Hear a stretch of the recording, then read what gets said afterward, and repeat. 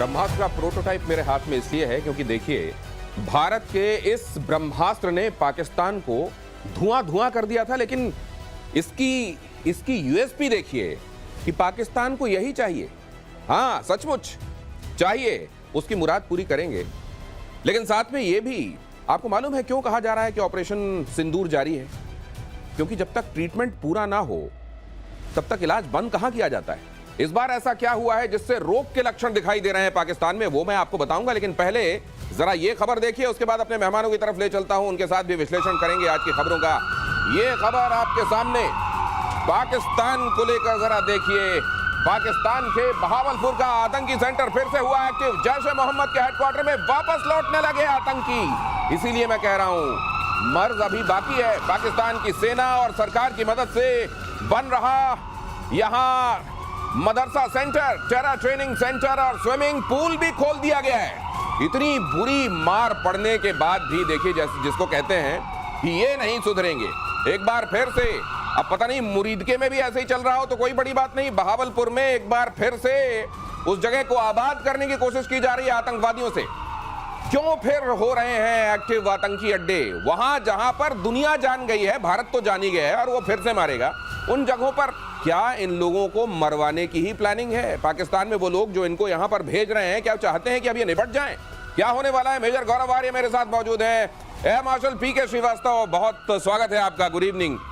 ये एक बार फिर से वहीं सुभान अल्लाह। देखिए, ये होना है दिनेश, ये तो वही बात है, कल आप ईरान से बोलें कि तुम हमास और हिजबुल्लाह को छोड़ दो, कैसे छोड़ देगा वो उनके साथ ऐसे उनके खून में सन चुके हैं। ये पाकिस्तान का पार प्रोजेक्शन है। पहले हमें समझना पड़ेगा कि आतंकी हैं क्या और ये पाकिस्तान के लगते क्या हैं। देखिए, पाकिस्तान को ये पता है कि कल्पेबल डिनाइबिलिटी है, पाकिस्तान को ये पता है कि हमने नहीं करा, हमें पता नहीं। ये कहने की जो ताकत ये आतंकी गुट पाकिस्तान को देते हैं, ये ताकत पाकिस्तान की फौज थोड़ा ना दे सकती है।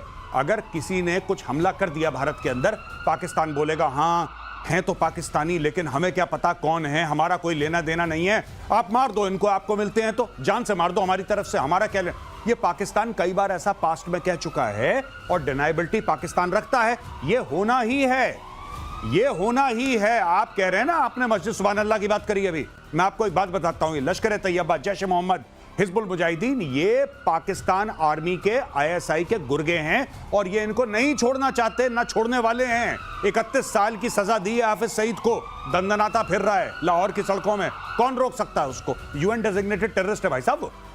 दिनेश, ये भी मत भूलिए, मुनीर ने 14 करोड़ भी तो दिए, शहबाज ने 14 करोड़ दिए थे ना, जो उनको मिले वहां से, आईएमएफ से भीख जो मिली थी, तो 14 करोड़ वो भी दिए हैं। रिकंस्ट्रक्शन होगा, रिकंस्ट्रक्शन होगा, उसके बाद आपको पॉज बटन को प्ले में लाना। लेकिन मेरे को एक चीज, मतलब ठीक है, ये अपनी आदत से बाज नहीं आएंगे, ये फिर से वो कर रहे हैं और यहाँ पर निश्चित रूप से आतंकवादी और स्टेट, इसमें कोई फर्क नहीं है, दोनों आपस में। लेकिन ये तो अब दुनिया के सामने है, दुनिया इसको, और भारत को तो अब ये अब उसको फिर से कोऑर्डिनेट्स फिर से लेने भी नहीं है, उसको मालूम है कि कहाँ भेजना है।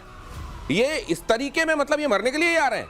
अरे इनको ये पता है कि मारने से पहले भारत शायद थोड़ा सोचेगा, हम खड़े होंगे, लेकिन इस बार नहीं खड़े होंगे। इस बार ये खड़े नहीं होंगे। ये प्रेडिक्शन में सुन लीजिए, ये प्रतिशोध का चेतावनी जो कहते हैं ना, प्रतिशोध जारी है।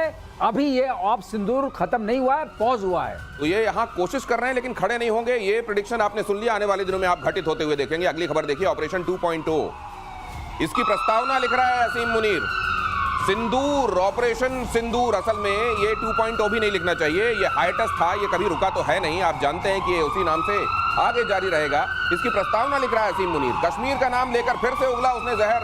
सेना से बोला कि कश्मीर भाइयों की कुर्बानी, कश्मीर में भाइयों की कुर्बानी याद रखो। मुनीर के भड़काऊ बयान के बाद हुआ था, पहले आपने सुना था जब उसने कहा था कि हमसे हर किस्म, हर तरह से अलग होते हैं हिंदू, हम एकदम अलग कौम हैं। और उसके बाद आपने पहलगाम हमला होता हुआ देखा था और एक बार फिर से उसने जहर उगला है। इस बार कहा है कि कश्मीर में हमारे भाइयों की कुर्बानी हमें याद रखना होगा। मतलब ये फिर से कोई इंडिकेशन है क्या मेजर गौरव आर्य? नहीं, इंडिकेशन नहीं है। देखिए, जब पहले उसने भड़काऊ बयान दिया था, 2 नेशन थ्योरी, हिंदू मुसलमान अलग हैं, जो भी उसने अपनी थ्योरी दी थी आसिम मुनीर ने, उसके बाद पहलगाम हुआ। अब हमें पता है कि बहावलपुर में क्या हो रहा है, हमें पता है कि आतंकी आ रहे हैं। अब हम किस चीज का वेट कर रहे हैं कि दोबारा कश्मीर में आके लोगों को मारेंगे धर्म पूछ के? क्या इस चीज का इंतजार हो रहा है? हमें पता है कहां पे क्या हो रहा है, मीडिया को पता है, सरकार को भी जाहिर सी बात है पता ही होगा। वहीं पे मारो ब्रह्मोस, वहीं पे खेल खत्म करो। देखो, अगर आपने उनको पहले ठोक दिया, मेरी बात ध्यान से सब लोग सुन लें, अगर इस वक्त आपने मार दिया वहां पे मिसाइल तो आप बच जाएंगे। अगर आप वेट करते रहे कि नहीं पहले वो गुनाह करेगा तब हम उसको सजा देंगे, फिर वो गुनाह करेगा फिर हम सजा देंगे, तो वही चलता रहेगा। उड़ी के बाद सर्जिकल स्ट्राइक होगी, पुलवामा के बाद बालाकोट होगा, पहलगाम के बाद आपका ऑपरेशन सिंदूर होगा, और ये चलता रहेगा। पहले वो करेंगे फिर हम करेंगे, पहले वो फिर वो, और ये कभी ना खत्म होने वाला सिलसिला है। आपको पता है ना जैश ए मोहम्मद के हेडक्वार्टर में लोग आ रहे हैं, आपको पता है ना वहां पे स्विमिंग पूल बन रहा है, आपको पता है ना वहां पे हथियार रखे जा रहे हैं, तो किस चीज का इंतजार है? अभी मारो ब्रह्मोस, उसके अंदर कहानी खत्म करो, वहां पे जड़ से खत्म करो इन लोगों को। अब इंतजार करना बंद करना पड़ेगा, इस बात का समय देना बंद करना पड़ेगा कि वो कोई गड़बड़ी करें और उसके बाद उनको सबक सिखाया जाए। इस बार उनकी गड़बड़ी से पहले उनके साथ गड़बड़ी कर देनी पड़ेगी। तबाही मचाने वाली ब्रह्मोस का फैन हुआ पाकिस्तान, इसीलिए लेकर मैं खड़ा हुआ हूं। जरा खबर बहुत ध्यान से देखिएगा। पाकिस्तान को ब्रह्मोस खरीदने की चाहत, कमाल है, इनको चांद चाहिए। एक वक्त ब्रह्मोस वाली कंपनी से पूछी थी कीमत, पूछा था क्या भारत पाकिस्तान को अपनी ब्रह्मोस मिसाइल बेचेगा? कंपनी ने तंज करते हुए कहा था तुम्हें मुफ्त में दे देंगे। अभी इतनी सारी तो दी हैं, अभी इनको और चाहिए, ब्रह्मोस चाहिए इनको। ये देखिए साहब, ये वाली ब्रह्मोस, मैं तो कह रहा हूं ये जो वाकया है ये कुछ समय पहले का है, और बात बिल्कुल ठीक कही थी जिस भी साइंटिस्ट ने वहां पे कही थी, मिलिट्री ऑफिसर जो भी था उसने बिल्कुल ठीक बात कही थी। ब्रह्मोस ऐसे बिल्कुल, मैं कह रहा हूं ये ब्रह्मोस है, मारो बहावलपुर के अंदर और एक मुरीदके के अंदर, इनका काम तमाम करो। ये लोग ऐसे नहीं रुकने वाले हैं जब तक हम लोग घास कटाई नहीं करते ना। दोस्तों, आपके घर के आगे लॉन होता है, आप घास काटते हो ना, और घास काटते हो, घास की कोई गलती थोड़ा ना होती है, पर लेकिन लॉन अच्छा दिखता है कि नहीं दिखता ये बताओ।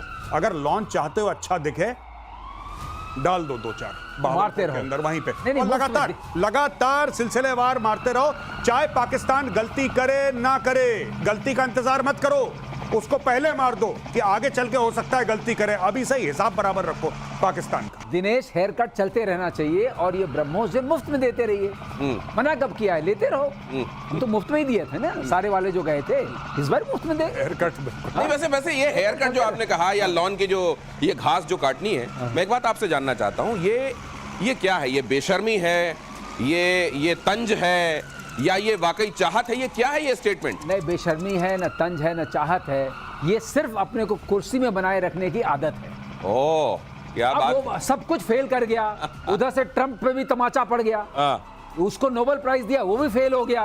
अब समझ में नहीं आ रहा करें क्या। जब कुछ समझ में नहीं आता तो एक चीज समझ में आती है, सारे जनरल्स को आप सबका इतिहास देख लीजिए कि कश्मीर कश्मीर कश्मीर कश्मीर आदत है, और इन्होंने कहा आदत छुड़ाने के लिए पूंछ बार बार काटनी पड़ती है। आप उसको डंडे में डाल देंगे तो सीधी नहीं होगी, तो ये जो है वो पूंछ नहीं सीधी करेगा, ये सीधा पूंछ काटता रहेगा। जब हो गए तब काटो, इसी के अंदर पूंछ डालो, यही करेगा पूंछ। हाँ, ये वाकई, ये शायद इसीलिए इस तरफ से हॉलो बनाया गया है। हॉलो बनाया, इसी में आसिम मुनीर की पूंछ इसके अंदर डालो। ये जो आदत है ना, मुनीर को सब कुछ बिक गया, लुट गया, अब हम करते हैं ये तमाशा। नहीं, वैसे ये असीम मुनीर ने क्या अपना कैलेंडर बना रखा होगा कि पहले मैं स्टेटमेंट दूंगा, ये घटना होगी, उसके बाद हम लोग इतनी मार खाएंगे, पिटाई खाएंगे, उसके बाद फिर मेरे को अगला स्टेटमेंट ये देना है। पहले स्टेटमेंट के बाद जब पाकिस्तान पिटेगा उसके बाद मुझको फील्ड मार्शल बनना है, और ये वाला जो स्टेटमेंट होगा उसके बाद मैं कहूंगा कि अब मेरे को अब शहबाज की भी जरूरत नहीं है, अब मैं खुद ही काफी हूं। नहीं, मैं प्रेसिडेंट हूं। अब मैं प्रेसिडेंट। जी बिल्कुल। अच्छा, एक और चीज मैं आपको बता दूं, बहुत इंटरेस्टिंग है कि अक्सर लोग पूछते हैं पाकिस्तान ऐसा करता क्यों है। पाकिस्तान के करने के 2 कारण हैं। एक तो पाकिस्तान चीन और अमेरिका के लिए कन्वीनियंट एक कंट्री है, जिसको बोला 2 टुकड़े दिए, एक गोश्त की बोटी दी और पाकिस्तान ने 2 मिलाई और काटना शुरू कर दिया। और दूसरी गलती हमारी भी है दोस्तों, हम पाकिस्तान में ये होने देते हैं, हम होने देते हैं। ये हमें पता है ना बहावलपुर में क्या हो रहा है। अब खबर आ जाएगी मुरीदके में, ब्रेकिंग न्यूज, मुरीदके में आ गया, लश्कर तैयबा के हेडक्वार्टर में ये हो गया, फलाना हो गया, ढिमका हो गया। अरे हो गया तो फिर क्या वेट करेंगे? ये मारो ना वहां पे जाके उनको। जब उनको मार मार के वहां पे आप लाशें बिछा देंगे पाकिस्तानी पंजाब में, तो ये अपने आप शांत हो जाएंगे। इनको रेगुलर काटना पड़ेगा। देखिए, एक बार से नहीं चल रहा कि ऑपरेशन सिंदूर आपने कर दिया। और एक और चीज मैं बताऊं, कभी भी वेट मत करना, कभी भी ऐसा नहीं कि 15 दिन के बाद हम लोग रिटेलिएशन कर रहे हैं। क्यों 15 दिन? आपके पास ऐसी टेक्नोलॉजी है, बटन दबाया वहां हर हर महादेव, 15 मिनट के अंदर खेल खत्म होता है भाई। वहां पे क्या है, ये प्रधानमंत्री निवास के सामने मीडिया खड़ा है, ठीक है। हाँ, अजीत बताइए अजीत। हाँ, अजीत, हमारे संवाददाता अजीत खड़े हैं, वो बता रहे हैं यहाँ पे रक्षा मंत्री चले गए अंदर। ये मंत्री, भाई साहब, ये करने की जरूरत ही नहीं है, क्योंकि जब आप 15 दिन वेट करोगे तो क्या होगा कि दुनिया भर का दबाव आपके ऊपर आएगा। ट्रंप का फोन आ रहा है वहां से यूके में फोन आ रहा है, कोई स्विट्जरलैंड से कॉल कर रहा है, लड़ाई मत करो, लड़ाई मत करो। यही पाकिस्तान चाहता है। आप मार दो उसको, मार दो, बाद में दुनिया को सॉरी बोल देना, गलती से मार दिया यार, क्या दिक्कत है, मार दो एक बार। कर नहीं रहा पुतिन वहां पे, ठोक दो उनको। असल में भारत अपने कंडक्ट को अपने नेचर के, अपने स्वभाव के मुताबिक रख रहा है। जाहिर है वो ऐसा देश रहा है जिसने आक्रांताओं को लेकर भी वैसा सख्त रवैया पहले नहीं अपनाया जैसा उसको अपनाना चाहिए था। लेकिन अब वक्त आ गया है कि हम इतिहास से सीखें और ऐसे पाकिस्तान जैसे धूर्तों को तो वक्त से पहले उनकी दवाई कर दें। पाकिस्तान को एटमी अड्डों पर अटैक का डर है, ये खबर भी देख लीजिए। पाकिस्तान के पूर्व सैन्य अधिकारी का बड़ा दावा, अमेरिका ने ईरान की एटमी साइट्स पर हमला करके न्यू नॉर्मल क्रिएट कर दिया है। उन्होंने कहा कि मोदी का भारत भी नेतन्याहू के नक्शे कदम पर चलते हुए इसे दोहरा सकता है। उन्होंने कहा कि ऐसा होता है तो इसके बहुत बड़े दुष्परिणाम होंगे। पहले भी कुछ दुष्परिणाम हो गए और अब फिर से दुष्परिणाम नहीं कहा दुष्परिणाम होंगे, ये कोई दुष्परिणाम नहीं होने वाले, झूठ बोल रहे हैं। क्या दुष्परिणाम हो गए? आपने घुस के मार दिए उनके 1 दर्जन उनकी एयर स्ट्रिप्स, उनके मिलिट्री एयरपोर्ट से आपने खत्म कर दिया। क्या दुष्परिणाम हो गया? दुष्परिणाम हो जाएगा, ये हो जाएगा। रेड लाइन है, इंडस वाटर ट्रीटी, पानी रोक दिया तो खून बहेगा, हिंदुओं के क्रियाक्रम के लिए लकड़ियां कम पड़, क्या हो गया? क्या हो गया? दोबारा ठोक दो, कुछ नहीं होगा, मैं बता रहा हूं, कुछ आज तक कभी कुछ नहीं हुआ। ये सिर्फ भौंकते हैं, ये काटने वाले कुत्ते नहीं है, सिर्फ भौंकने वाले हैं। आप इनको ठोक दो जाके और इनको डेली ठोको, इनका यही इलाज है। इनको डेली, डॉक्टर की दवाई है ना, डॉक्टर लिखता है RX, ब्रेकफास्ट के पहले, लंच के बाद, डिनर के पहले, इनको ठोकते रहो, इनको गोलियां देते रहो, इनका कुछ नहीं। डोज जरूरी है, लेकिन ये देखिए पाकिस्तान को जो एटम वाला डर, ये बात तो सही है कि ये दोनों मुल्क साथ में नाम लिए जाते हैं। ईरान के साथ साथ पाकिस्तान का भी जिक्र होता है, नेतन्याहू कई बार कर चुके हैं। इसलिए वहां जो हुआ है उसकी धमक पाकिस्तान को महसूस हो रही है, पाकिस्तान को। और किराना वाला एक ट्रेलर भी दिख गया है। तो क्या ये वाकई एक डर है जो वहां सतत होगा कि यार एक तो वैसे हमारे पास है नहीं, हमने जो एक झूठ फैला रखा है कि हमारे पास है, उसमें हमको और न मार पड़े। इसमें ट्रम्प ने एक हम लोगों पर एहसान किया है, एक ट्रम्प डॉक्ट्रिन बना दिया कि जहां जहां परमाणु बम है आप वहां मार सकते हैं। हाँ, जो आपके पास है, उनके बहुत गहरे में थे, उसने GBU-57 का इस्तेमाल किया। इनके उतने गहरे में नहीं है, इनका हम निपटारा कर चुके हैं। जो बचे कुछ हैं, अगर उन्होंने तैयारी की तो हमें वो दोनों जगह पता हैं, दोनों जगह पता हैं, वही मारेंगे। जी बिल्कुल सर, विथ योर परमिशन, अभी खबर आई है मीडिया में, कल ही की खबर है कि अग्नि 5 को रिपर्पस कर रहे हैं ये लोग ऑन द सेम फॉर्मेट। अब अग्नि 5 का मतलब क्या हुआ? अग्नि 5 को रिपर्पस मतलब यानी कि वो है इंटरकॉन्टिनेंटल बैलिस्टिक मिसाइल, यानी कि 5 से लेकर 8,000 10,000 ऊपर मारती है वो, राइट? ये कह रहे हैं कि जैसे GBU-57 है उसी तरीके से 2 वर्जन ये अग्नि के निकाल रहे हैं। एक वर्जन वो होगा जो सरफेस पे फट जाएगा, जैसे कि सर उस दिन समझा चुके हैं, राइट, कि मदर ऑफ ऑल बॉम्ब्स वो था जो सरफेस पे फट जाता था। एक वो है जो जमीन के नीचे जाएगा और करीब 250-300 फुट नीचे जाके वहां पे फटेगा। एक ये भी सिस्टम भारत बना रहा है। तो भारत ऐसा क्यों बना रहा है? भारत ऐसा क्यों बना रहा है?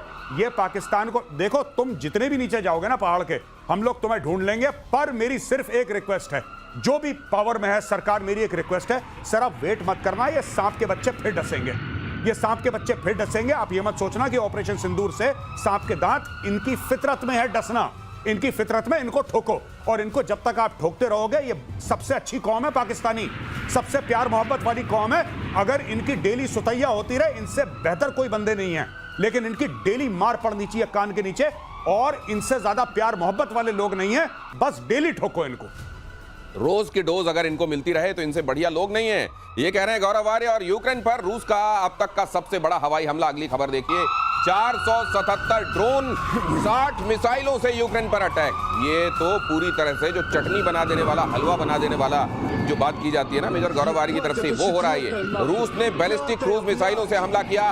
अटैक में यूक्रेन का F-16 फाइटर जेट तबाह, हमले में F-16 के यूक्रेनी पायलट की मौत। इसकी तस्वीर भी बहुत ज्यादा सर्कुलेट हो रही है इन दिनों, और ये कहा जा रहा है कि इसने तो अगला टारगेट भी लॉक कर लिया था, लेकिन उसी समय इसके प्लेन में खराबी आ गई। मामला F-16 का है, मामला अमेरिका से कनेक्टेड है। क्या सोच रहा होगा अमेरिका? जी बिल्कुल। और यूक्रेन ने 2-3 बातें बोली हैं अभी हाल फिलहाल में। जी, यूक्रेन ने यह बोला है कि हम लेटेस्ट अमेरिकन वेपन्स खरीदेंगे। जी, डोनाल्ड ट्रंप से बोला है कि साहब आप हमें लेटेस्ट वेपन्स दीजिए, हम खरीदना चाहते हैं। F-16 पुराना प्लेटफॉर्म है, ये वही प्लेटफॉर्म है जो पाकिस्तान के पास है।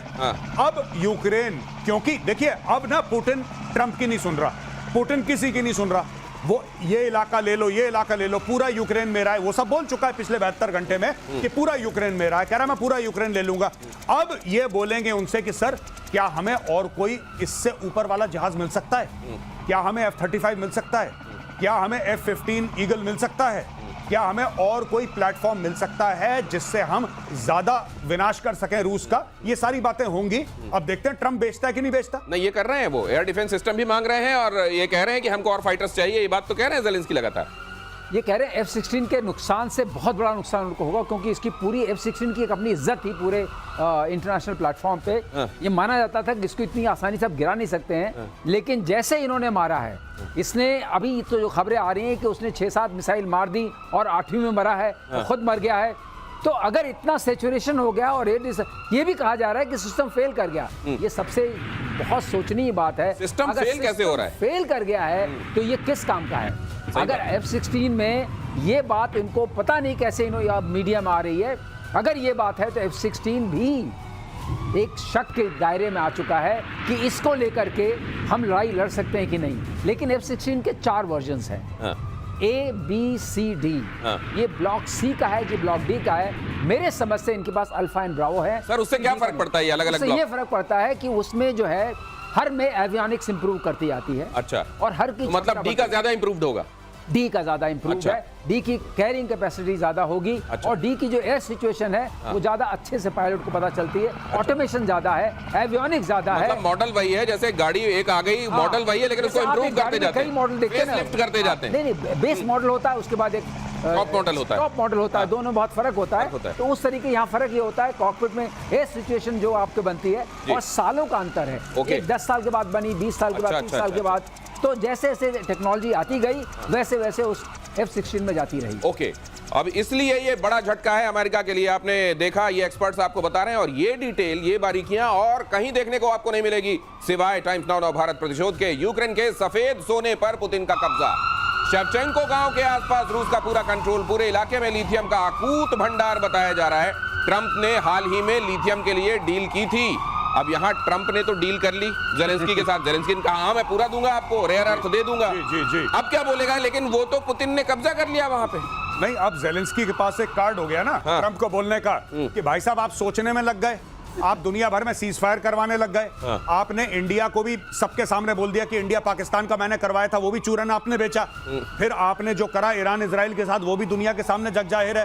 और भाई साहब द मेन वॉर, ये ज़ेलेंस्की का कहना है कि the main war is being fought between Russia and Ukraine, क्योंकि यूक्रेन वो जगह है, यूक्रेन वो देश है जो पूरे रशियन फोर्सेस को रोक रखा है, क्योंकि यूक्रेन के पीछे पूरा यूरोप पड़ा हुआ है। भाई अगर यूक्रेन फॉल करता है तो बाकी यूरोप को लेने में कितना समय लगेगा पुतिन को। तो अब ये जाके ट्रंप को बोलेगा कि देखो तुम और चक्करों में लगते हो, तुम्हारा यहां पे नोबेल लेने में लग गए, तुम नोबेल लेने में लग गए। वहां पे उसने गोल कर दिया।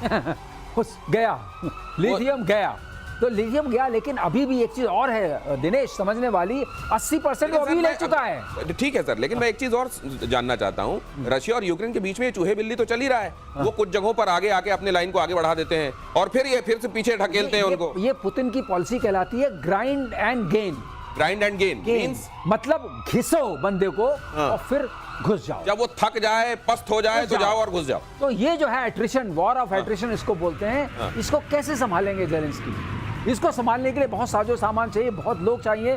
और जो इनकी अभी जो बच्चे भेज रहे हैं, एक तरीके से बच्चे भेज रहे हैं आप फ्रंट पे, क्योंकि बहुत हताहत लोग हुए हैं, उनके पास उतनी बड़ी फौज है नहीं। तो ये सब मिला करके अब पूरा का पूरा इनिशिएटिव पुतिन के हाथ में है और पुतिन स्लोली आगे बढ़ता जा रहा है। तो उसने अपने ये डॉक्ट्रिन फैला दिया है, grind and gain, grind and gain, और घिसो और ले लो, घुसो गाचा घिसो और घुसो। और यूनाइटेड नेशंस की इंटरनेशनल एटॉमिक एनर्जी एजेंसी का बड़ा दावा, ईरान कुछ महीनों में अपना न्यूक्लियर प्रोग्राम फिर से शुरू कर सकता है। IAEA ईरान की के संदर्भ में यह खबर कह रहा है, ईरान के कुछ न्यूक्लियर फैसिलिटी अब भी बची हुई है। वो कह रहे हैं, राफेल ग्रॉसी ईरान के पास 60% प्योर यूरेनियम का दावा कर रहे हैं। यूरेनियम का स्टॉक एटम बनाने के लिए काफी। आईएईए के चीफ राफेल ग्रोसी ने यह भी कहा है कि यूरेनियम के स्टॉक को अमेरिकी हमले से पहले हटा दिया गया था या फिर ये तबाह हो गया, या तक ये कौन सी डिस्कवरी करके आए। ये कह रहे हैं या तो वो वहां पे है या तो वहां पे नहीं है या तो वो तबाह हो गया। अगर ये बात तो हम कह सकते हैं, राफेल ग्रोसी की इसके लिए क्या जरूरत है सर? ये मेरे को लगता है कि ये कहा गया होगा ट्रंप की तरफ से कि वहां इतनी सारी पॉसिबिलिटीज बना दो कि हमारे मारने की भी गुंजाइश रहे, हमारे सीज फायर की भी गुंजाइश रहे, नोबेल की भी रहे, ना मिले तो हम दोबारा उसको। बिल्कुल, जैसे ट्रंप कहता है कि मैं अटैक करूंगा ईरान के ऊपर, ये किसी को नहीं पता, ये मुझे भी नहीं पता, ये किसी को भी नहीं पता। इसने ग्रासी ने वही बात कर दी कि कुछ वैसे ऑन अ सीरियस नोट ये जो बात कह रहा है बिल्कुल ठीक कह रहा है, और यही अमेरिकन इंटेलिजेंस ने पहले बोला था कि देखिए 4.5